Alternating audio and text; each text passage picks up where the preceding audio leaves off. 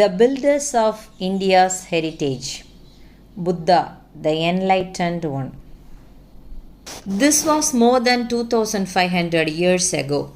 The garden palace of the king of Kapilavastu at Lumbini wore a festive look. The queen of King Suddhodana, Maya Devi, had just given birth to a son, the king's first child. Innumerable people were being fed, gifts were being bestowed on the deserving, and alms were being given to the needy. But the king remained closed with 7 renowned astrologers who were busy studying the child's horoscope. O king, your son has a great destiny to live through. He will become either the king of kings or one who would show the humanity the path of truth, exclaimed 6 astrologers. Why are you silent? The king asked the 7th one. It is clear to me that there is only one future for the child. He will be the pathfinder towards truth. He will found a new order of religion, was the 7th astrologer's answer. The king was happy to know that his son would be great. At the same time, he grew anxious to forestall the possibility of his son turning away from the world. Siddhartha, as the prince was named, grew up in the royal palace at Kapilavastu, a small but beautiful city. His mother died on the 7th day after his birth, but his stepmother, who was his mother's own sister, gave him all the love of a true mother. As he grew up, he showed great eagerness for gathering knowledge. He learned everything that was possible to learn within the campus of the palace. His father would never allow him to go out. If he would first ensure that the prince never saw any sorrowful sight on his way. The young Siddhartha was married to a princess of exquisite beauty, Yashodhara. The king built 3 magnificent castles for the young couple to live through 3 major seasons of the year.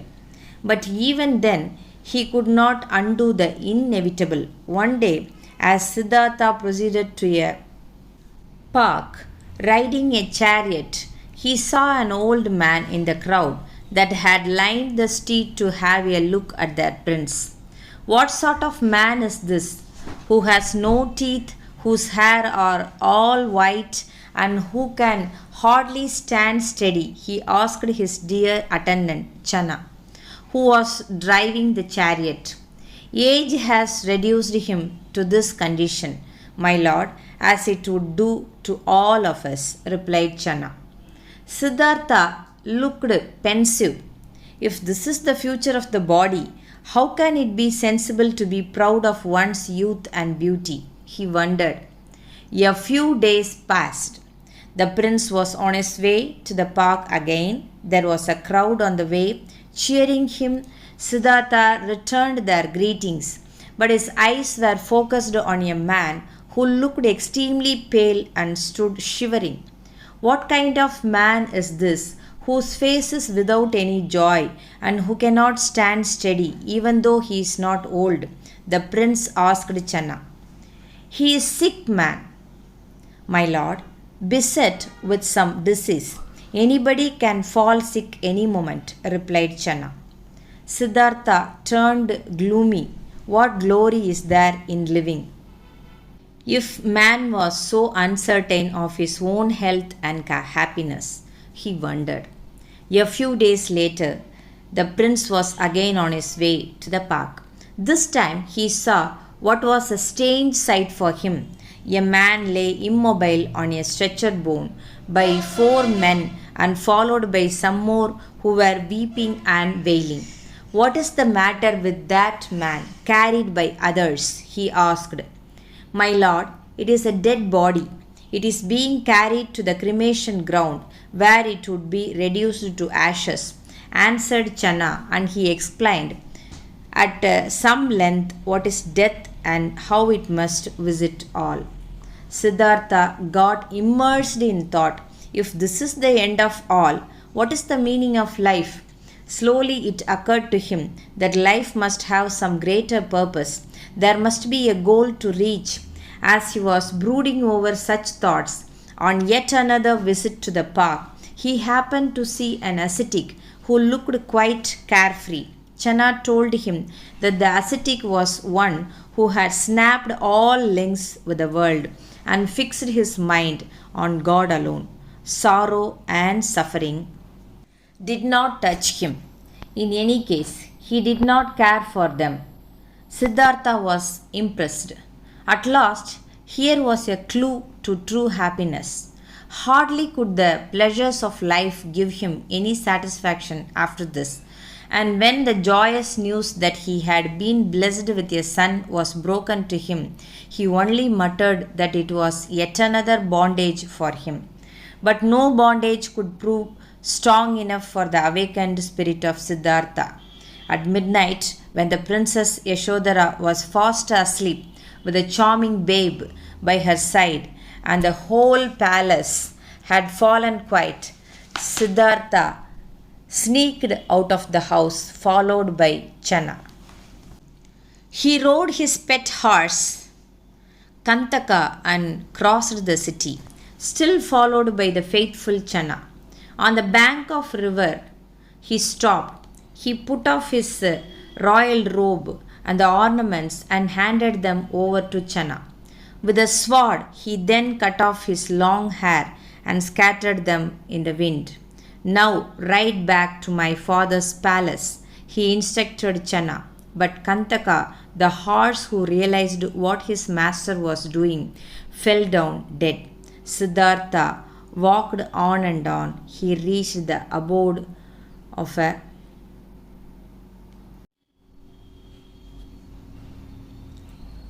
wise teacher named Alara Kalama and lived with him. When there was nothing more to learn from the old teacher, Siddhartha went over to another learned man, Uddaka Ramabutta, and learnt from him whatever the learned man had to teach.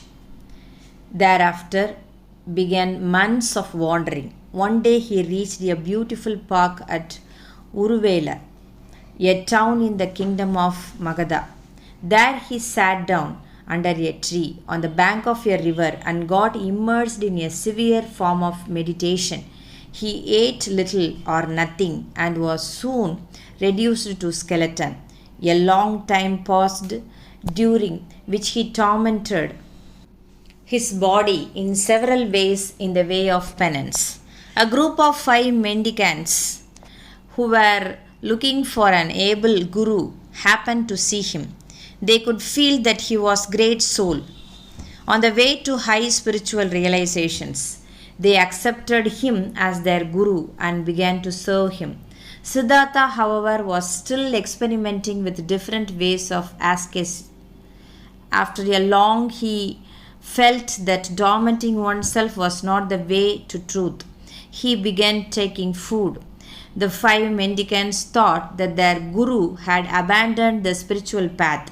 They deserted him. But Siddhartha knew that enlightenment was coming to him. He hardly cared what others thought of him. And before long he got the light he sought. He realized how to free oneself from the bondage of ignorance, how to achieve salvation. He became the Buddha, the enlightened one. But for Buddha, it was not enough to know the path of salvation for himself. He must show the path to others. Immensely compassionate that he was first, he went in search of the very 5 disciples who had deserted him. He met them in a park near Varanasi. They could feel his greatness as soon as they saw him. They became the first batch of his disciples, Buddhist. Buddha told them to avoid the 2 extreme ways of either indulging in comfort or tormenting oneself with misery. The middle path, neither to be attached to comfort nor to welcome suffering, was the right path for the seeker. And the middle path was made up of 8 virtues: right thinking, right motive, right speech, right action, right way of livelihood, right kind of efforts, right mindfulness, and right concentration. By and by, Buddha explained that at the root of all sorrows and suffering was the evil of desire. By rising above desire, one could find the way to ultimate salvation. Slowly but steadily, seekers flocked to him. Whosoever once saw him and heard him felt greatly attracted to him. Those who came to him leaving everything were accepted as ascetic disciples or monks. Those who accepted his doctrine but could not leave their homes were also recognized by him as his householder disciples. Buddha returned to Uruvela.